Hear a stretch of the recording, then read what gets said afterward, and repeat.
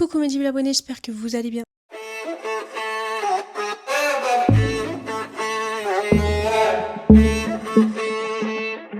Aujourd'hui du coup on se retrouve dans une vidéo pour répondre à vos problématiques. Vous avez été nombreux à m'envoyer des messages en DM et du coup comme promis, je vous réponds aujourd'hui. Je précise que tous les messages vont être anonymes. Voilà, parce que le but c'est simplement de répondre à vos problématiques, pas de vous afficher. Alors prenez un thé, un café, installez-vous confortablement et on se retrouve pour la première problématique. J'ai suivi tes vidéos, tes conseils et je suis en pleine manifestation de ma SP. 7 jours de nos contacts et aujourd'hui il m'a envoyé une photo snap. Pas de lui mais de ses jambes et sa main sur le volant de sa voiture. À côté de ça, je fais des affirmations robotiques, je visualise, je mets des subliminaux la nuit et le matin. Je fais même la technique du verre d'eau avec le papier de mon intention en dessous. J'ai vu des synchronicités dans la même journée, style 111, 444, 777 et le fameux 22h22. Je sais que ça bouge en coulisses et j'essaye au max de rester dans ma finalité. Je le veux, je l'ai, il est déjà à moi. Et puis de toute façon, il va obligatoirement revenir. Mais aujourd'hui est une dure épreuve car je me retrouve seule chez moi et donc j'ai du mal à penser à autre chose que lui. Il est où, il fait quoi, il est avec qui? Malgré sa photo, je rumine. Est-ce normal? Est-ce que avec tout ça, tu penses que ça bouge? Excuse-moi du pavé, mais là, je suis désespérée.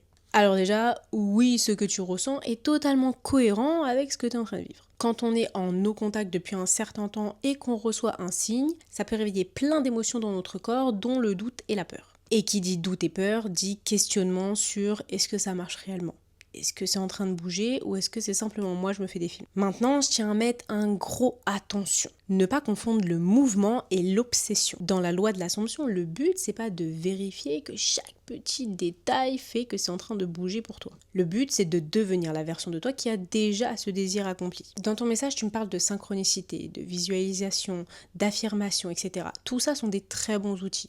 Si tu les utilises bien. Parce que, au fond, si tu passes encore ta journée à te demander où est-ce qu'il est, qu'est-ce qu'il fait, à qui il parle, à quoi il pense, etc., c'est que ton intention, elle est encore focus sur lui. Et donc, elle est encore focus sur le manque. La vraie question, c'est pas est-ce qu'il revient? La question, c'est qui suis-je dans la version où il est déjà revenu? Parce que si on rationalise la chose, une personne qui est déjà avec son partenaire, elle passe pas sa journée à le pister, à savoir qu'est-ce qu'il pense, qu'est-ce qu'il ressent, etc.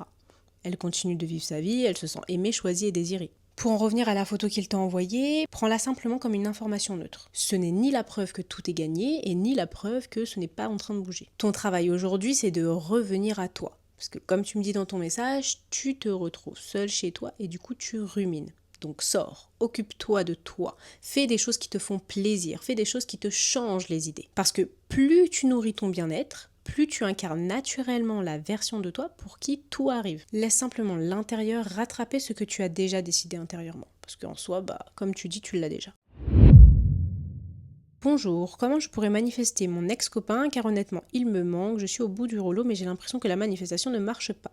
La première chose que j'ai envie de te dire, c'est que si tu es au bout du rouleau, le travail que tu dois faire, c'est sur toi. Ton travail principal, c'est pas de retrouver ton ex. C'est de retrouver un équilibre émotionnel. Parce qu'en loi de l'Assomption, c'est pas la quantité d'affirmations ou de techniques qui va faire que tu vas avoir ce que tu veux.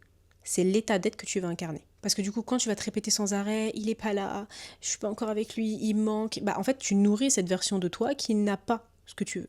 Parce que du coup, c'est ce que tu manifestes. Parce que là, tu parles avec le manque. Donc, ton état intérieur est dans le manque, dans le doute, etc. Et donc, c'est ce que tu manifestes. Après, je sais que c'est pas facile. Quand on aime quelqu'un et qu'on le perd, tout s'écroule. On a envie de contrôler le temps, on a envie de vérifier les signes, mais tout ça, ça give pas avec la loi de l'Assomption. En fait, essaye simplement de rationaliser la chose.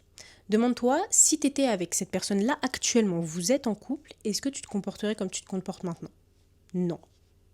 Donc arrête. Tu serais sûrement occupé à vivre tes projets, tu serais sûrement occupé à faire des choses pour toi, à aller au sport. Ce qui est sûr, c'est que tu ne serais pas en train de t'occuper de lui. Donc en fait, tu peux pas avoir ce que tu veux si tu n'incarnes pas la version de toi qui a déjà ce que tu veux. L'objectif, c'est pas de courir après ton ex, c'est d'incarner la version de toi où ton ex, il est déjà revenu. Alors pendant quelques jours, moi, je t'invite à arrêter de vérifier si ça fonctionne. Ressens-toi simplement sur toi. La manifestation, c'est pas censé devenir une souffrance. Si ça devient une souffrance, c'est qu'il y a un problème. Et le plus souvent, le problème, il vient de toi. Si on enlève la loi de l'Assomption, j'aimerais te dire quelque chose. Ton bonheur, il doit jamais dépendre d'une seule personne. Ton bonheur, ça doit être toi qui le construis. Et en fait, quand tu deviens la propre source de ton bonheur, forcément, les gens qui arrivent dans ta vie ne sont qu'un plus. Et là, ça change réellement la donne. Moi, quand tu peux, t'inquiète, vraiment, j'arrive pas à lâcher prise, c'est horrible. Je sais pas si t'as des tips parce que souvent, je ressens le manque. Alors déjà, je tiens à rassurer toutes les personnes qui vont être dans cette situation. Ressentir le manque ne veut pas dire que vous êtes en train d'échouer. Il y a énormément de personnes qui pensent encore qu'elles doivent être parfaitement détachées, qu'elles doivent être parfaitement dans leur état intérieur de la personne qui a tout, qu'elles ne doivent jamais avoir de moment de faiblesse. Mais spoiler alerte, on est humain. Voilà. C'est normal d'avoir des peines de cœur quand il y a quelque chose qui nous a fait mal et surtout quand ça concerne une personne. Le problème, c'est pas le manque en lui-même en fait. Le problème, c'est quand tu commences à croire que ce manque, il définit la réalité. Dans la loi de l'Assomption, on ne cherche pas à supprimer une émotion. Jamais. On apprend simplement à ne plus lui donner le pouvoir de décider pour notre vie. Donc, si aujourd'hui tu ressens le manque, accueille-le. Rejette pas cette émotion, la refoule pas. Mais garde simplement en tête que c'est pas parce que tu ressens une émotion qu'elle est obligée de définir ta réalité. Tu peux simplement l'accueillir, la laisser te traverser, et ciao bye bye, on se revoit plus jamais. Souvent le manque, il va apparaître quand on est focalisé que sur une seule personne. C'est logique parce que du coup on met tout notre focus sur elle et quand la personne, elle nous parle pas, elle est absente, etc. Et du coup le manque il se fait ressentir fois 10 000. Et plus on concentre notre énergie à l'extérieur, plus le vide il devient grand. Donc la prochaine fois, au lieu d'essayer de faire disparaître le manque, reviens simplement à toi. Retrouve des activités qui te plaisent, fais des sorties, travaille sur tes projets, fais vraiment des choses qui te remettent au centre de tout. Que la véritable sécurité émotionnelle, elle vient pas de quelqu'un d'autre.